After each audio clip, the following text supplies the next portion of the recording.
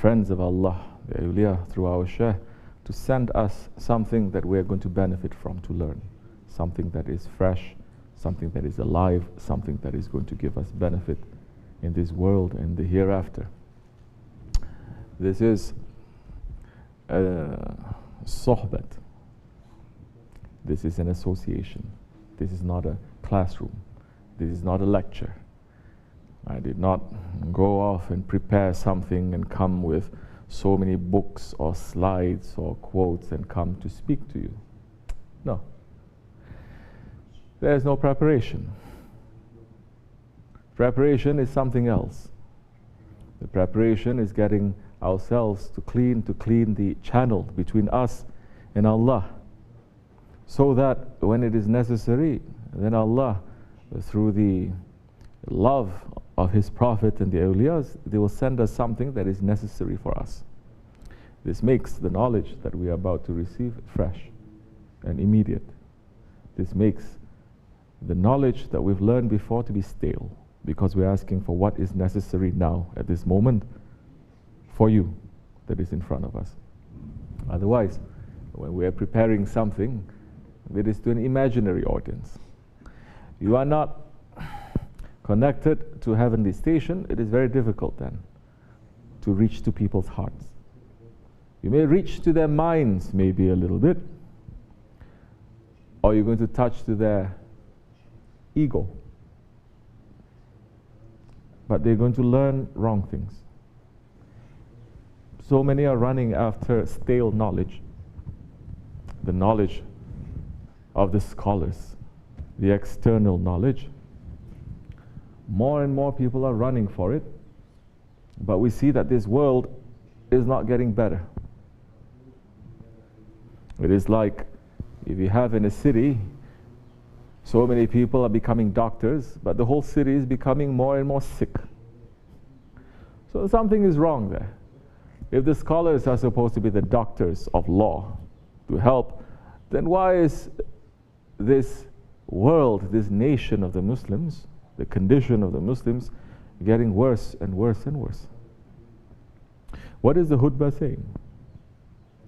The khutbah is saying now, one simple warning that is coming from Allah and from the Prophet, unchanging, that we can always take lesson from, that it never gets stale, it never gets old. But we have to look at it, and we have to look at our lives, and we have to put it together. The knowledge of the scholars, it is there, it is in the books, but it is not opening the books of your lives. The sheikhs, they open the books of your lives, and they make you to open your books, what is here, to make you to examine your heart. Now Allah has a book, the Prophet has a book, alayhi salatu wassalam. We have a book too. What is written in our book? The words of Allah and the words of the Prophet, or the words of our ego and the words of our desires?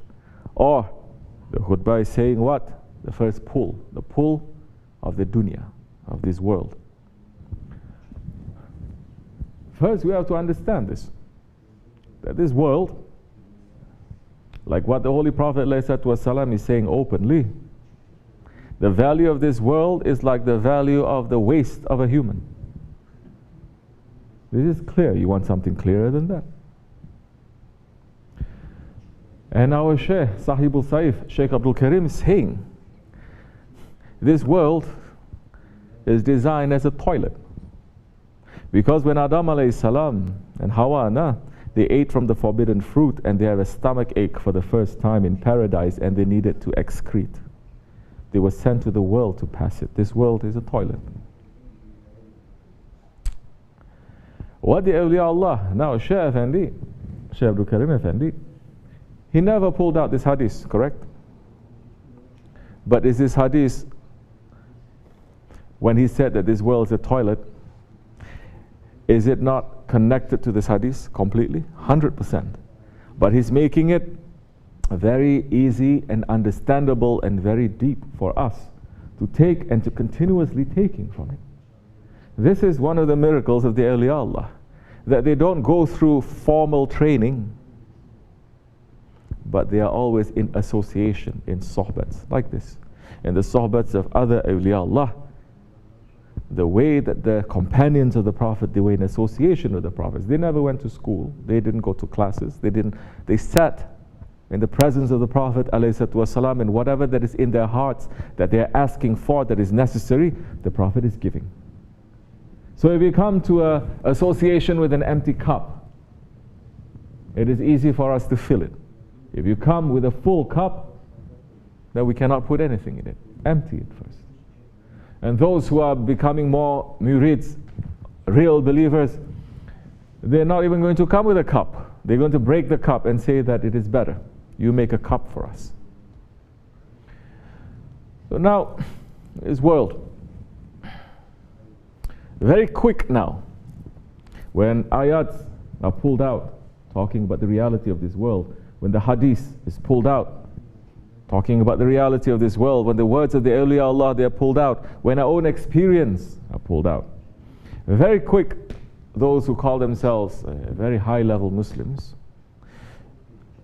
just yesterday we were talking about this, they say, but that dua that Allah and His Prophet is teaching us is saying, Ya Allah, give us the best of this dunya and the best of the akhirat. But Allah is making us to say the dunya, this world, before akhirat. That means that this world is more important than akhirat. So we should not, akhirat is second. First it is dunya. They're taking it and they're turning it upside down. This is what is meant by the last days, this akhir zaman. Black is white and white is black. And they turn everything. There is confusion everywhere. Just like that hadith of the Prophet ﷺ, Shaykh Effendi mentioning over and over again. What did he say? Shaykh Effendi is saying, Prophet ﷺ is saying, work for this dunya as much as you are going to live in this dunya. As long as you are going to live. Meaning as much as you need to survive in this dunya. And work for the akhirat, for the hereafter, as much as you are going to live in the hereafter. As much as you need the hereafter. As much as you are going to be in the hereafter. It is clear to us, when Shaykh Effendi is explaining that, saying that you're going to live in this dunya, you're going to survive in this dunya. What really do you need to survive? Do you need all this stress and all this complication and all this luxury and all these headaches to survive in this dunya? Did Allah not design everything for mankind, for us to survive? We think we're doing something. Who is making the sun move from east to west? We are? Huh? We think we are doing something so hard, we have to work so hard for this world. Who is bringing the rains from the skies? We are. Who is making the crops to grow? We are. Allah is saying, if you look at all these things, the alternation of the night and the day, the sun rising, the ships on the ocean, the rain falling, you will see the signs of our greatness. That's the time. Yes, you don't need to go learning book knowledge. You're going to sit and Allah will then open the book of creation in front of you, and you are going to read and you're going to marvel at your Lord. You're going to remember your Lord, and you're going to come close to Him, because He has created us to remember Him. He has created us to know Him, and more you know the greatness of your Lord, more closer you're going to become, no? So now, this life will teach you, this nature is going to teach you. And this world, Allah has created everything for us to survive in this world. It is not that difficult. What makes it difficult? Don't say it is nature or the creator of nature makes it difficult. We make it difficult. Man makes it into a hell. Man has turned this world into a hell for each other. Allah did not create this world as a hell. There's a bathroom, yes, it's necessary. But He did not create this world as a hell. We have turned it into a hell. With what? It is not because of religion too.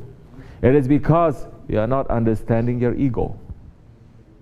That part of yourself that is the most disobedient one, even if you've taken shahadat, but if you're not training your ego, your nafs, that nafsu amara, that disobedient nafs, to become a nafsu mutma'in, to become an obedient nafs, that ego, you're praying, you're fasting, you're doing so many good things. It looks like you don't train your ego, you can become the worst one in the name of Allah. But in reality, you're not doing it in the name of Allah, you're doing it in the name of your ego. So now, we live in this world how long? 60 years, 70 years. Add a couple more decades maybe. What do we need to survive in this world? Very little.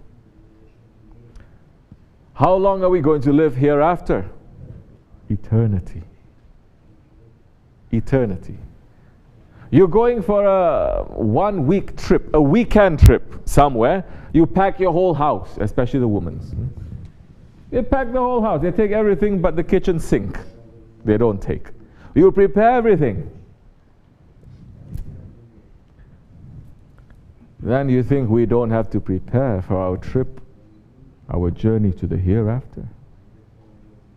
What are we going to need there? Don't think it is magic. This religion is not magic. It is intelligence. So now we have to prepare. As much as we're going to live in the hereafter, we have to prepare. So now, yesterday we talked about that dua, fit dunya wal akhirah. Ya Rabbi, provide us the best of this dunya and the best of this akhirat. And the best of this dunya, it is according to what Allah and His Prophet say it is the best, not according to our ego. Because according to the ego, we want this whole dunya. According to the ego, according to our desires, this whole dunya, if we have this whole world with everything in it, is not enough. If you give another world like this, it is not enough. But those who have submitted their will to Allah, they say, Ya Rabbi, whatever you've given me, it is more than enough. And I'm happy. So the best of this world, it is according to what Allah has given you. It is what Allah has shown His prophets, how they live according to this world. Didn't they live the best of this dunya? Yes, they did. Because the best of this dunya, it is not to make this dunya to pull you away from akhirat. The best of this dunya, it is not getting the riches and the luxuries of this world. Everybody knows when we say, what kind of life? Oh, I don't want to be too rich. I just want to be comfortable. I just want to be comfortable. That's good. In the West, when they retire, they say, I just want to be comfortable and have a simple life. Oh. So you woke up. Maybe you take 50 years to wake up to want a simple life. When the blood it is pumping when you are young, you want to have very exciting life. But later you say, I just want to have a simple life. What kind of life? American dream, American Jannat. I want to have a house by a lake. Yes? I want to retire by a house by the lake, keep a couple of chickens, and that's it. Are you happy? I'm very happy, they're saying. And you know what? That is the life Allah has designed for humanity, for our nation, for His nation to live, not when you are 60, 70 years old, that you have to live when you are young. To have that simplicity. What happens when you have that simplicity? You have time. You're not busy. You're not pulled. Now you can read the books that Allah sent. You can read the nature. You can enjoy. You can read each other. You can remember Allah. Then everything around you is going to remind you of your Lord. Because it's not going to pull at you. So that is the best of this world. Now, they take that hadith. I know especially in Southeast Asia, they take that hadith. They say, work in this world as much as you live in it, and work for the akhirat as much as you're going to live in that. And they're taking that hadith, and they say, you see, we're going to live in this world a short time. These are alims, scholars who twist this. That hadith means you're only going to live in this world for 60, 70 years, a short time. You have to work as much as you can because you have a short time. But for the akhirat, it's forever, so relax. You don't have to do anything for the akhirat because you're going to live forever. Relax. This is shaitan's teachings. Taking something and twisting it. And this is very popular, and this is the way that is being spread through millions of people. And they say, you see, this justifies it. So we have to run after this world. Yes, you are running after this world. There used to be once upon a time when Muslims are even living in this world, running after this world, their role model in front of them is how other Muslims are running after this world. Okay? They're looking at rich, powerful Muslims who are running after this world, who have power, who have money, who have everything, and they say, wow, I want to be like that when they're running after this world. And now they don't even have Muslims to be their role models. They're running after unbelievers. And you know what happens then? They become even worse than the unbelievers. Worse. Worse than the unbelievers. Because a sickness now enters into their heart. We know what is happening in this world right now. Whole world is shocked by those images of the little Syrian boy that is washed ashore. We are shocked, we are very sad, and we are crying for that one. But what that is happening to that is because of one picture. One picture. That some way, somehow it leaked. You think it happened only yesterday to that one boy?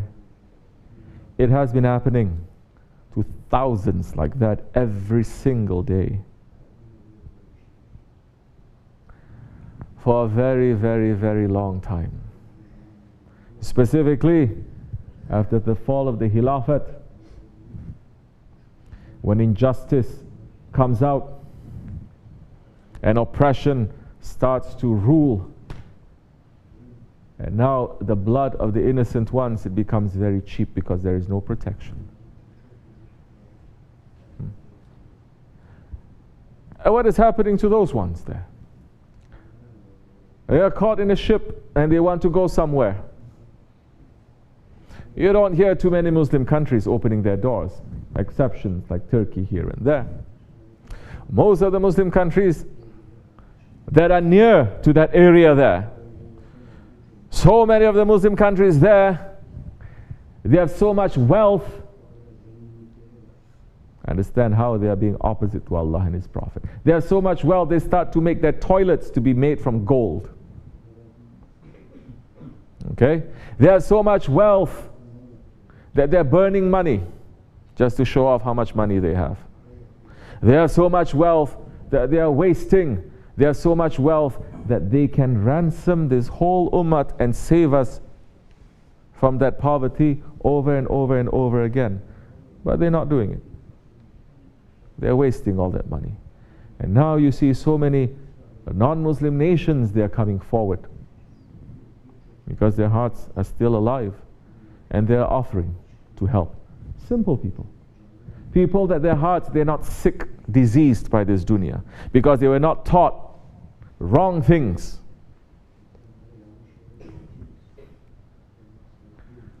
Once upon a time, going back a little bit to Portugal. Once upon a time, when the Muslims, they were ruling the Iberian Peninsula, Portugal and Spain, for 800 years. Then after that, the Muslims there, they fell into wrong areas, wrong thinkings, wrong actions, and Allah punished them. And the unbelievers came and retook that whole peninsula after 800 years. Understand, 800 years. We're not talking about 50 years. 800 years. This nation in America is 300 years, no? Imagine 3 times as long. How much more civilization? Spain, Andalusia at that time, was the most advanced nation in the West. But compared to Baghdad, compared to Shams, compared to the Muslim nations, Andalusia is still in the backwater compared to the technology and the advancement and the enlightenment in the Muslim capitals at that time. Okay? But this, Andalusia was the most advanced nation in that region according to the especially Western standards, that when they came and they destroyed 99.9% of the Islamic civilization now, back then, with that 0.1% of Islamic knowledge that the Spanish they took, they became the most advanced nation in Europe at that time. Way ahead from all the others.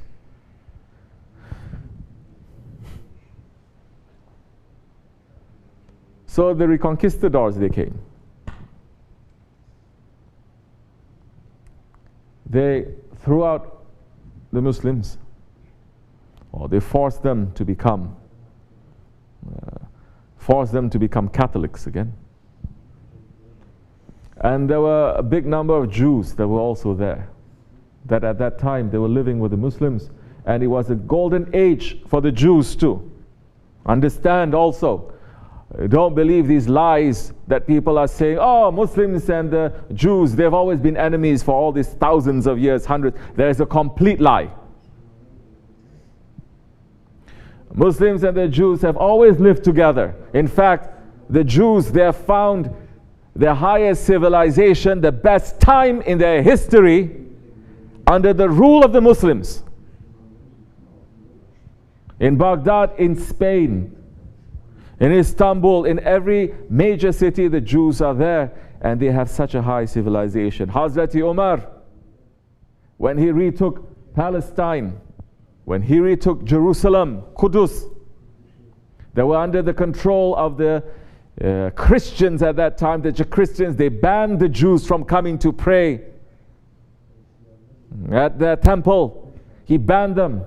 The emperors banned them from coming for such a long time. Hz Umar first rule, he says, bring the Jews back, because they are Ahli Kitab. They are people of the book. Bring them back. Let them to have freedom of worship. And when they showed him where the Masjid al-Aqsa is, and the Christians to insult the Jews, they turn that part that they call the Wailing Wall, that part of Sulaiman alayhi salam's masjid, not temple. Masjid means jami. Jami means the place that people come together. Allah is jami, the one who brings people together. The Christians, they made that into a public latrine, public toilet. They're piling excrement and everything just to insult the Jews, and they banned the Jews from coming. The Jews were in exile. Hazrat Umar invited them back, and he says, look for that area that is holy to you. They say it is over there. Hazrat Umar himself went and he dug it with his own hands. The Muslims and Jews, they have lived together peacefully, not only peacefully, not just tolerating each other. They're able to put the differences aside and to make this world a better place for people to live. Because the Muslims saying, Allah is saying, Holy Prophet was saying about the Ahlul Kitab, leave them, don't force anything on them. Holy Prophet is saying, Lakum dinukum waliyad din, to you your religion and to me mine. If they want to come, they come. But you don't force them. If we forced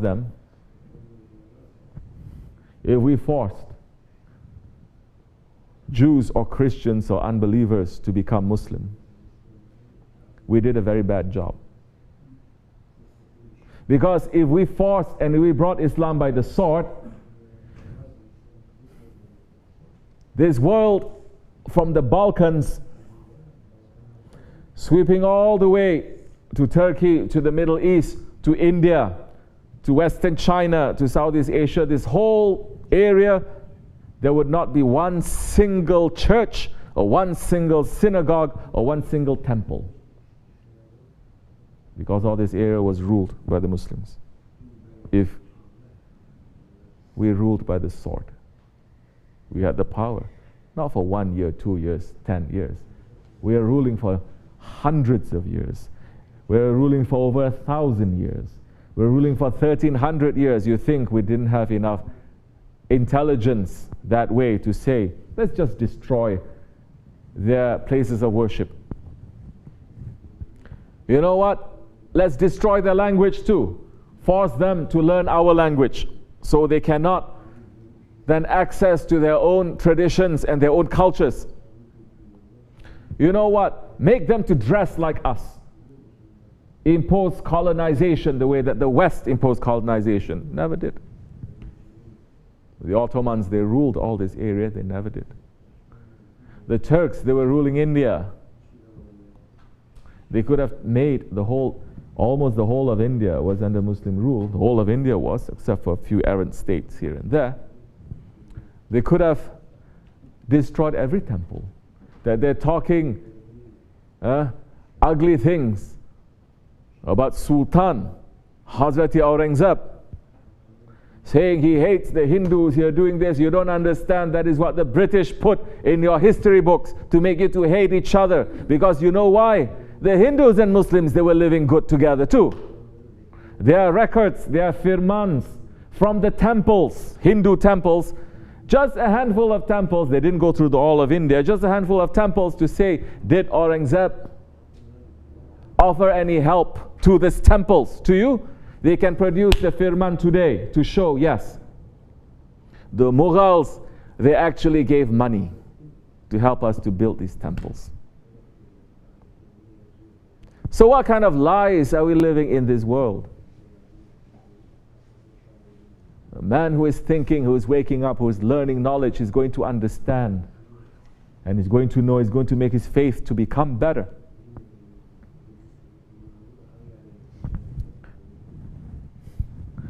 So now, in this Iberian Peninsula, going back to that.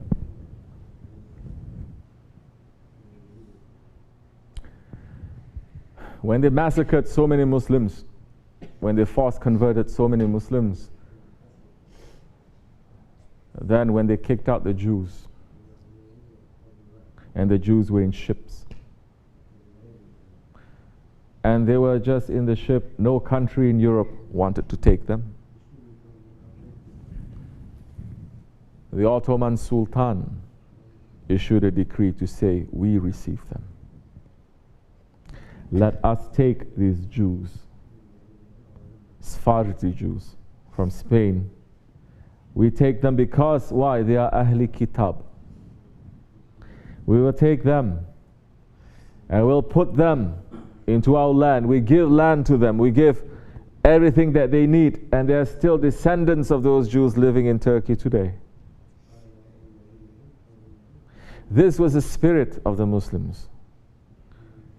That Muslims don't look to see whether someone is Muslim or not. They look at whether that person is a human or not. They help because that one is a human.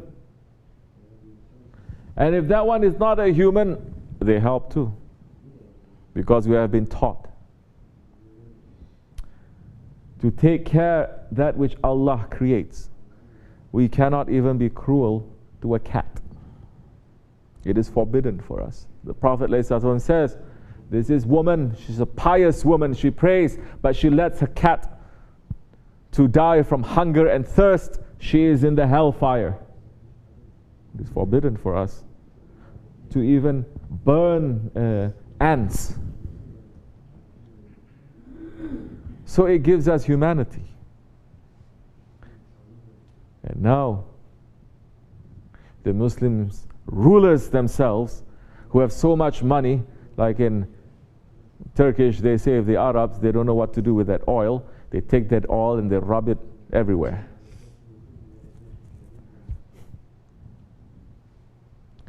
Those Muslim rulers, they turn a blind eye. Allah is not blind, and He's watching. And the rights of the oppressed, they're all written down. Maybe we are not responsible. What much can we do? Everyone, some way, somehow, yes, but our hands are tied. Those ones, their hands are not tied. Where are so many of them? Where are they that talk so much? Where are all these Muslim politicians here and everywhere? Where are those Muslim rulers showing off with their fancy lifestyle that is completely haram? We say that because isn't wasting haram? Wasting is haram, yes. And if you make a toilet a toilet, they make the toilet seat from gold, that is haram.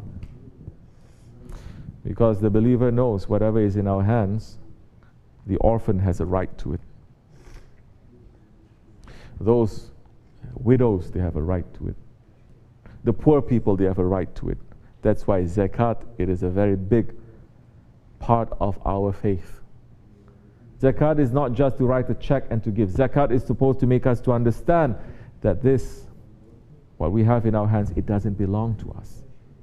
It is given to us as a trust, as an amanat. And it may be taken away from us. So a few hundred years ago, the Ottoman Sultan welcomed Jews because they were holding the flag of the Prophet high. In the Akhir Zaman, not even the Muslim rulers, they look to the Muslim refugees that are drowning in the waters that is in their neighborhood. Shame on them. And Allah is watching. And the revenge of Allah is coming. We're asking for forgiveness. For us to wake up a little bit, to understand now, it is not what you have from this dunya, from this world, that is going to make it good or not so good. It is not how much you have. Don't you see all these Wahhabi Arab kind princes, whoever, billionaires? They have so much. Is this world turning into a better place? No, it's turning into a worse place. It is not what you have in your hands, it is what you have in your heart. And whatever that is in your heart, you always want to share. What you have in your hands, you want to hold it tightly. May Allah keep us in safety, inshallah, and send help to those ones who are being oppressed, and send ease to them. And send us a Savior, Mahdi alayhi salam, to come to bring back justice into this world. Ya Rabbi, forgive us for the sake of the Prophet alayhi salatu wassalam and Sahibul Saif. Al-Fatiha.